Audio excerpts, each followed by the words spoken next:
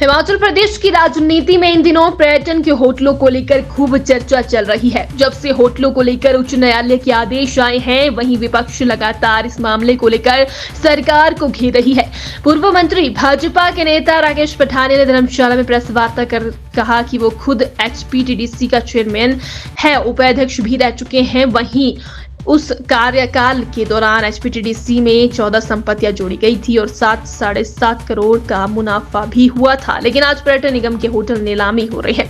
पठानिया ने कहा कि करीब 300 कनाल में चैल पैलेस प्रॉपर्टी और ये देश भर में सबसे हाई प्रोफाइल प्रॉपर्टी है जो आज बंद होने की कगार पर पहुंच चुकी है। उन्होंने कहा कि कांगड़ा को पर्यटन की राजधानी बनाने वाले के कार्यकाल में धर्मशाला के ही नामी 3 होटल बंद होने की कगार पर पहुंच गए हैं।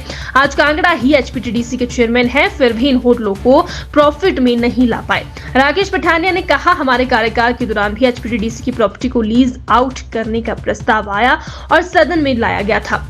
प्रस्ताव मैंने खुद सदन में खड़े होकर इसका विरोध किया था। तत्कालीन मुख्यमंत्री जयराम ठाकुर ने भी इसका समर्थन किया था। आज अगर एचपीटीडीसी के होटल सेल होने वाले हैं तो क्या बाकी की निगम प्रॉपर्टी भी सेल हो जाएंगी जो घाटे में चल रही है?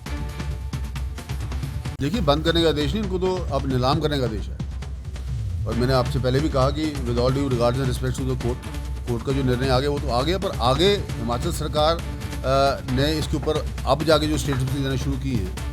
2 साल क्या करते, ये स्थिति क्यों आई?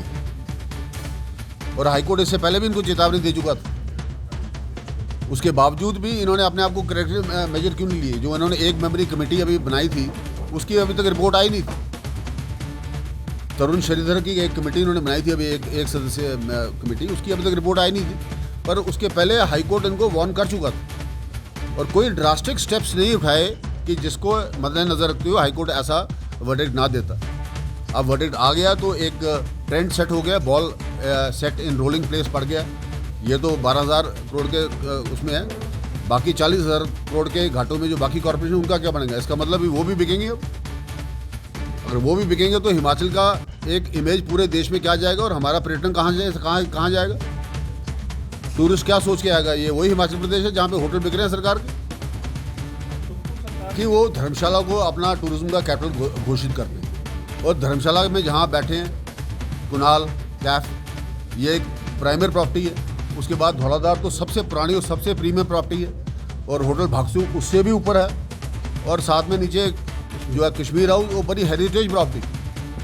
ऐसी प्रॉपर्टीज़ को अगर आपने सेल पे लगा दी हो, मनाली के लॉग हट्स, मैं नहीं समझता इससे लग्जरी प्रॉपर्टी कोई हो सकती है पूरे देश में। चैल पैलेस, अगर ऐसे होटल्स बिकने शुरू हो गए, कुछ इससे पता चलता है कि व्यवस्था परिवर्तन कैसी है और सरकार की फाइनेंशियल मैनेजमेंट कैसी है और किस तरीके से सरकार चल रही है। ये शहर में घोटाला है, इसमें देखने वाली तो बात ही कोई नहीं। एक सरकारी बैंक में पैसा आता है, उसको निजी बैंक में ट्रांसफ़र कर दिया जाता है। इसका मतलब कहीं ना कोई इंटरेस्ट इन्वॉल्व है। और कंपनसेशन जिस तरीके से बांटी जा रही है वो भी अपने आप में एक मजाक है। और ये लगभग 5,500 करोड़ के करीब कंपनसेशन का प्रोजेक्ट जाएगा। और मैं समझता हूँ कि बहुत ज़्यादा पैसा फालतू में हम खर्च कर रहे हैं। इसके अलावा हम एक ग्रीन एयरपोर्ट, इसके साथ ही एक एयरपोर्ट बना सकते थे कुछ किलोमीटर दूरी पे, पर ऐसा नहीं किया। ये सरकार जाने, उसका जवाब दे। हमारे टाइम में तो ग्रीन एयरपोर्ट का सर्वे भी हो गया था, सारी डॉक्यूमेंटेशन भी हो गई। कि फ़िलहाल तो सबसे पहले ये जिम्मेवारी सरकार की बनती है। अगर सरकार अपनी जिम्मेवारी से फेल होगी तो भारतीय जनता पार्टी ज़रूर कुछ ना कुछ